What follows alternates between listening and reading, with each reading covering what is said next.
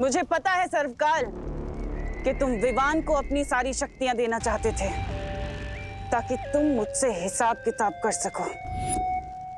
लेकिन देखो, अफसोस कि यहाँ पर विवान है ही नहीं, बल्कि तुम्हारे सामने बुराई की रानी तिम्नासा खड़ी और मजबूरन तुम्हें अपनी सारी शक्तियां मुझे देनी होंगी अभी इसी वक्त।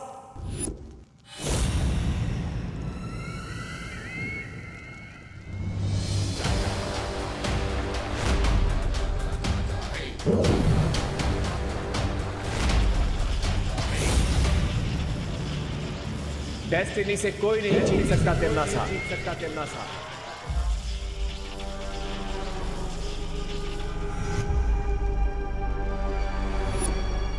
तुम भी नहीं।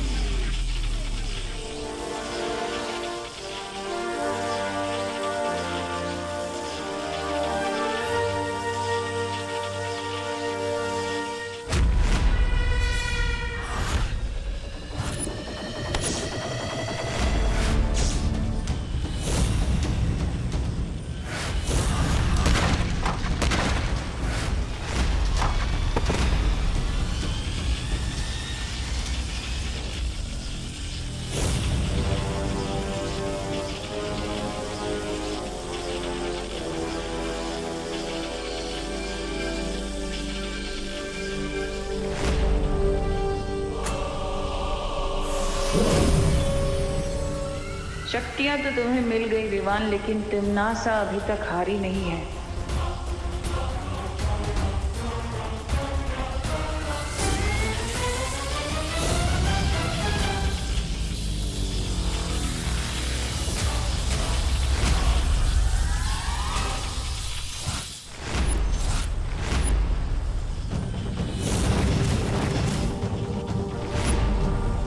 तुम्हें अंदाजा भी नहीं है कि तुम किससे उलझ रहे हो। और तुम्हें पता नहीं कि तुम्हारा विकेट अब उड़ने वाला है।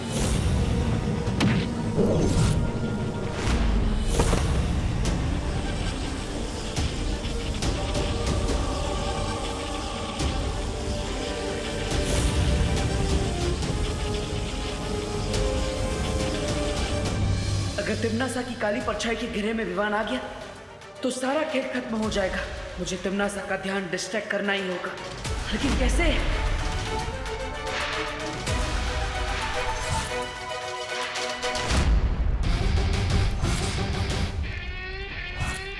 सोचा मरने से पहले तुम्हारी आखिरी इच्छा पूरी कर देता हूं। तुम्हें अपना चेहरा दिखा देता हूं।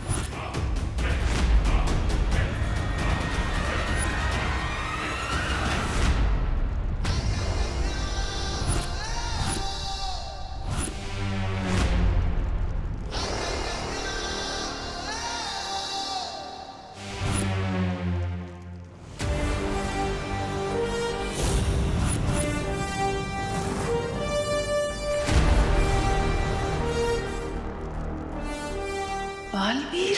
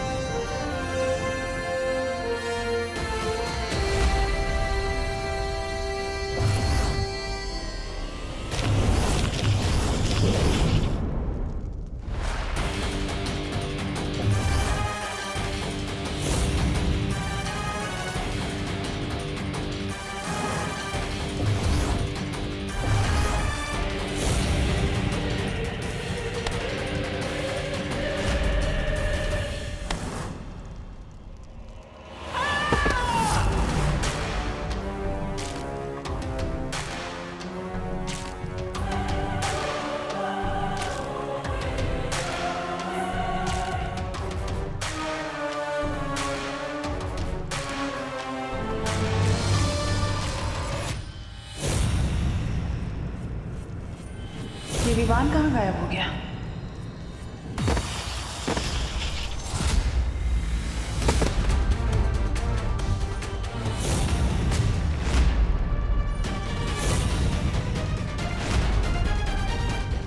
बस बहुत हो गया।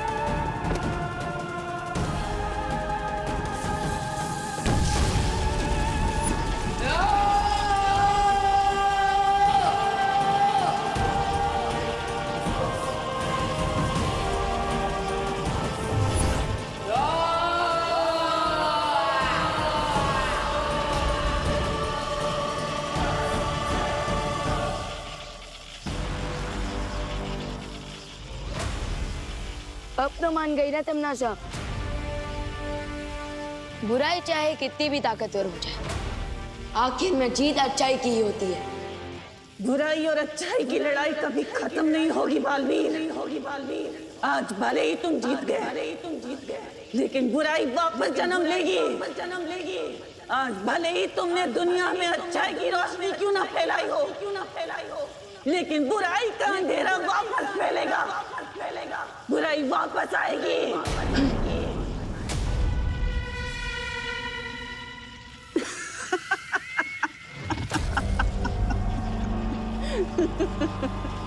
मरने से पहले लोग आखिरी हिचकी लेते हैं, ये तो सुना था, लेकिन आखिरी हंसी लेते हुए पहली बार देख रहा हूँ। मैं तो तुम्हारी बदकिस्मती पर हंस रही हूँ बालवीर।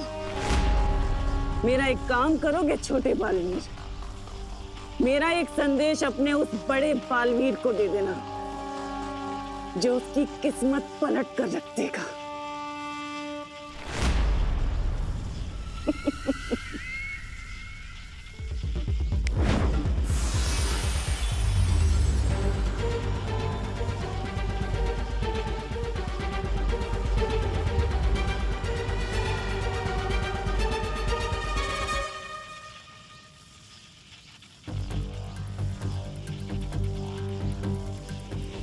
रुको विमान।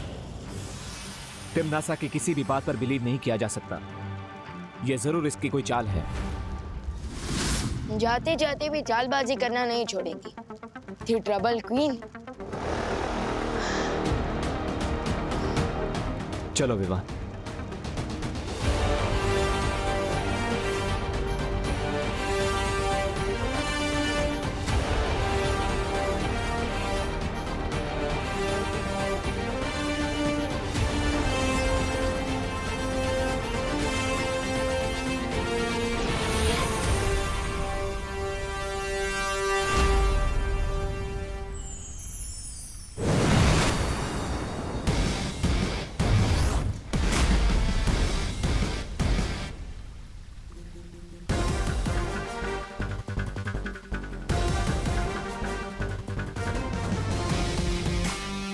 हमने कर दिखाया शौर्य।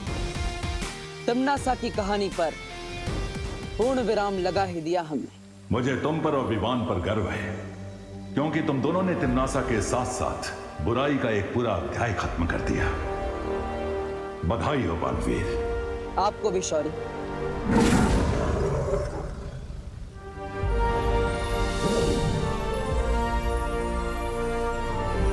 अब समय आ गया है कि तुम ज्वाला परी, मस्ती परी और वायु परी को श्रद्धांजलि दो।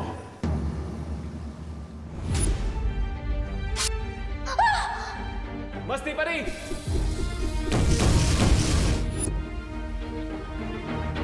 नहीं शौर्य, मैं उन्हें श्रद्धांजलि नहीं दे सकता। लेकिन क्यों? क्योंकि मस्ती परी, वायु परी और ज्वाला परी ने जो बलिदान दिया है, उस बलिदान की सच्ची श्रद्धांजलि तब होगी जब मैं नकाबपोश के रूप में नहीं, बल्कि बालवीर के रूप में श्रद्धांजलि दूंगा।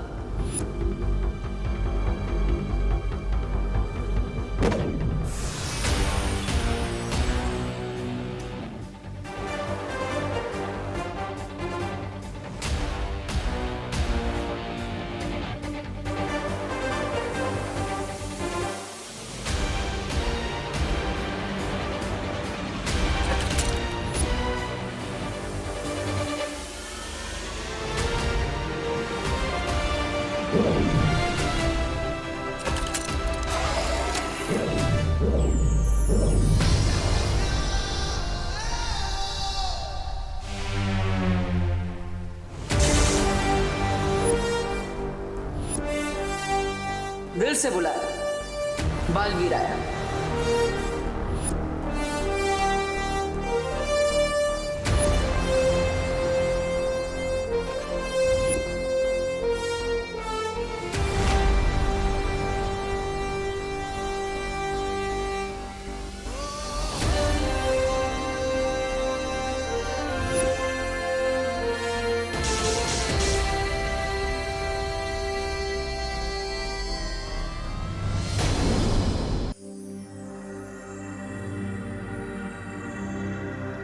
परियो, तिम्नासा का अंत करने का श्रेय जितना मुझे और विवान को जाता है, उतना ही आपको भी जाता है, क्योंकि आपके बलिदान के बिना हम ये अंतिम युद्ध कभी नहीं जीत पाते।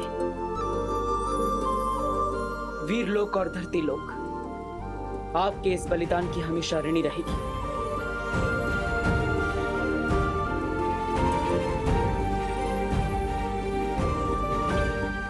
फिक्र मत करो बालवीर, क्योंकि मस्ती, ज्वाला और वायु परी बहुत जल्द हमारे साथ होंगी।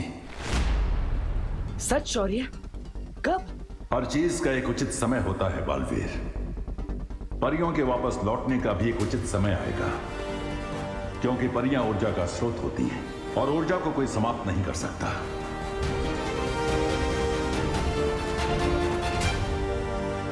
सही कहा आपने शौर्य, हर चीज का एक उचित समय होता है।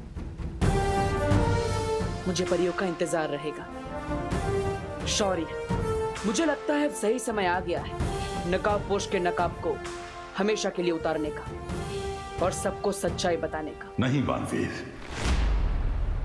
लेकिन क्यों शौर्य? इससे अच्छा मौका और क्या हो सकता है? तिम्नासा का अंत हो चुका है, हमने काल लोक को भी तबाह कर दिया, तो फिर अब नकाबपोश के नकाब की क्या जरूरत है? बुराई के वृक्ष की जड़ें बहुत गहरी होती हैं बालवीर। तिम्नासा इस वृक्ष की सिर्फ एक डाल थी। जल्दी ही बुराई फिर से अपना सिर उठाएगी और तब नकाबपोश का ये रूप हमारे काम आ सकता है। और उससे भी बड़ी बात यह है कि इस वक्त विवान को बहुत सारे राज एक साथ पता चले हैं कि उसकी एक नई मां है, उसकी एक नई बहन, उसका जन्म श्वेत लोक में हुआ था। अगर अभी उसे पता चला कि नकाबपोश भी एक छलावा था, तो उसके दिल को चोट पहुंच सकती है। हाँ, मुझे लगता है आप सही कह रहे हैं शौर्य। अभी हम नकाबपोश के राज को राज ही रहने देते हैं। उचित समय आने पर मैं खुद विवान को बता दूंगा।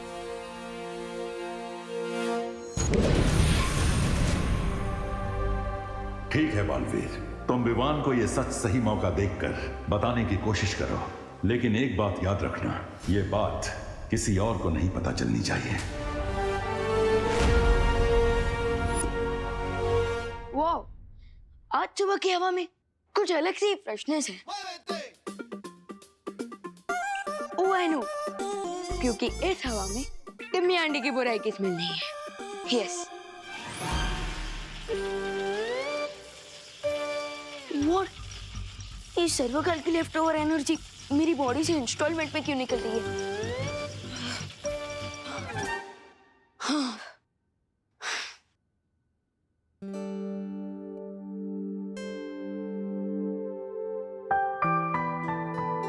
अरे मम्मी, अब ये साफ सफाई क्यों कर रही हैं? अरे गणेश चतुर्थी आने वाली है ना बेटा, उसकी तैयारी कर रही हूँ। क्या ग्रेट टाइमिंग है। उधर डिम्मी आंटी के बाबू का विसर्जन हुआ और इधर गणेश जी का festival. Bad time gone, good time lawn. Cool. तू खड़े खड़े क्या हंस रहा है? जा ना, ब्रेकफास्ट करके फ्री हो जा और मेरी हेल्प करा। जा, वहाँ पे टेबल पे हलवा रखा है, खा ले। करुणा आंटी,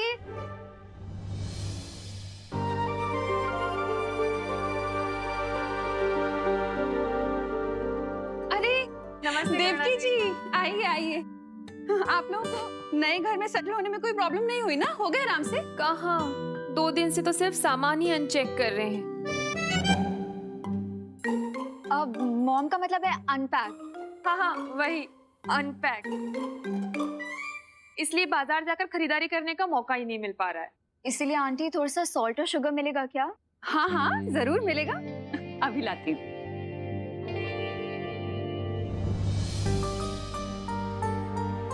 मेरा बेटा, कैसे हो तुम? कल तुम अपनी इस माँ से सिर्फ 2 बार मिलने आए थे। अपनी इस माँ को मिस नहीं करते हो तुम? ये लीजिए।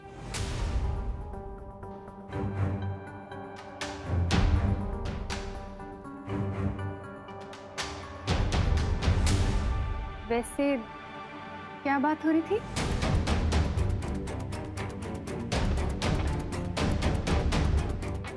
कुछ नहीं, वो मॉम बोल रही थी कि अगर मैं उनका सामान अनपैक करने में मदद कर दूं तो अच्छा रहेगा। मॉम?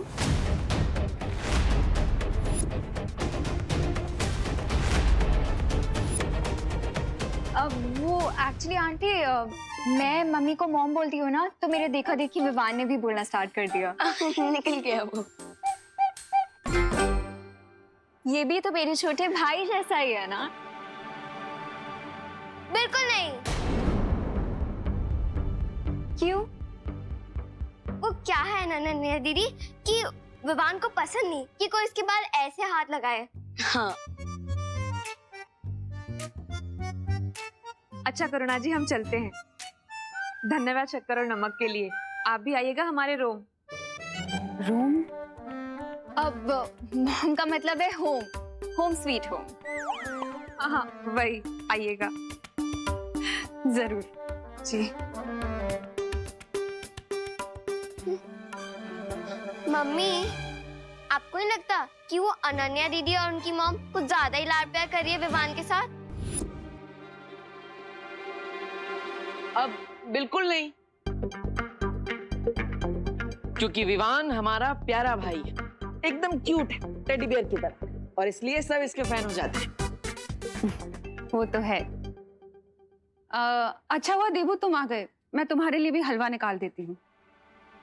विवान, मुझे तुमसे कुछ जरूरी बात करनी है। चलो। विवान, हाय हाय। घर के बाहर गणपति फेस्टिवल के लिए मीटिंग होने वाली है, लेट्स गो। क्या मैं भी तुम लोगों के साथ चल सकती हूँ? ऑफ कोर्स दीदी, चलिए। अब लगता है बाहर जाकर ही बात करनी पड़ेगी।